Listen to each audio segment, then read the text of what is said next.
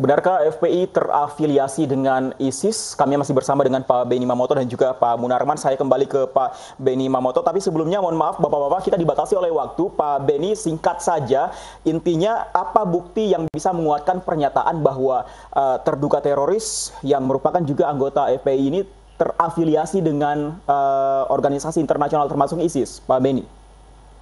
Ya, jadi pengalaman kami menyidik kasus JI dulu, bagaimana JI berbaiat ke Al-Qaeda, itu diatur di buku pedoman umum perjuangan Al-Jamaah Islamiyah.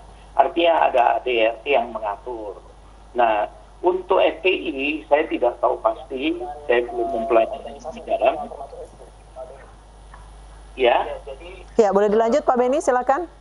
Ya, jadi tentunya ini proses penyidikan sedang berjalan.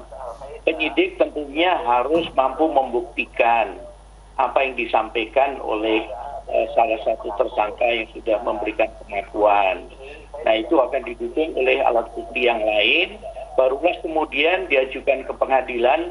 Ketika pengadilan sudah memutus, maka di situ sudah punya kekuatan pembuktian. Jadi ini kan sedang berproses. Marilah kita sama-sama tunggu proses penyidikan yang sedang berjalan ini. Nanti kesimpulannya akan bisa dibaca nanti dalam berkas perkara yang diajukan ke kejaksaan. Oke, Pak Munarman, silakan tanggapan Anda. Iya, saya mau katakan begini ya.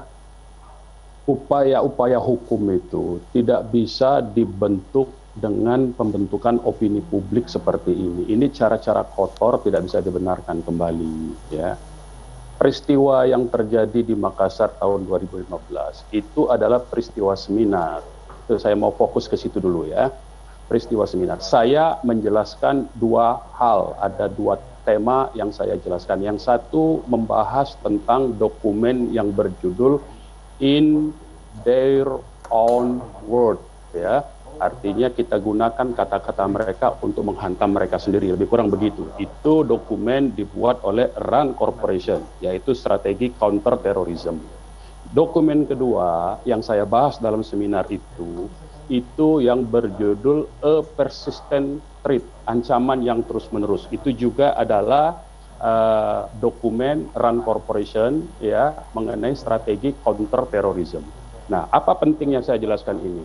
Di dokumen itu justru menyebutkan bahwa untuk dalam salah satu strategi counter terrorism itu adalah bila diperlukan adalah untuk membuat website palsu dengan mengatasnamakan website jihadis ya, yang dimana website ini melakukan pengkafir-kafiran ya, dan secara sembrono justru melakukan radikalisasi.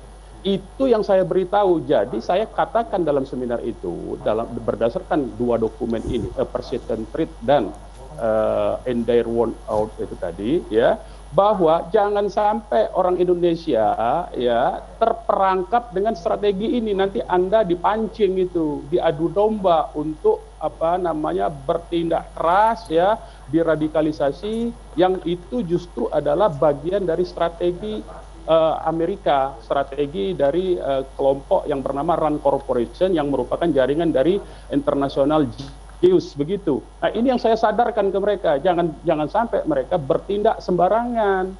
Ya, jadi janganlah membangun opini-opini berdasarkan nanti kalau ada peristiwa di depan saya terjadi peristiwa kecelakaan atau peristiwa orang nabukin orang lain, nanti saya yang dituduh sebagai provokatornya. Ini kan berbahaya cara-cara begini nih. Coba yang jujurlah penegakan hukum itu, dan tidak semua peristiwa itu adalah peristiwa pidana ya, harus diperiksa, diteliti betul. Saya ini orang hukum, apalagi waktu itu undang-undang yang sekarang digunakan, undang-undang 2017 ya, tentang afiliasi itu belum ada, silakan. Itu nggak boleh sembarangan. Baik, silakan Pak Benny tanggapannya. Ya, jadi saya pikir ini hal yang bagus ketika Pak Munarman bisa mengklarifikasi kegiatan di Makassar itu sehingga publik bisa lebih jelas lagi, karena ini ada keseimbangan informasi dalam rangka mencerahkan peristiwa apa yang sesungguhnya terjadi di sana. Saya pikir ini hal yang bagus lah, sehingga kembali tidak berat sebelah, dan proses ini kan sementara berjalan. Makanya kita belum bisa menyimpulkan apa-apa. Ketika nanti bila selesai penyidikan dan maju ke penuntut umum, dilakukan persidangan secara terbuka, kemudian diputuskan oleh hakim, nah itulah baru pembuktian yang konkret gitu.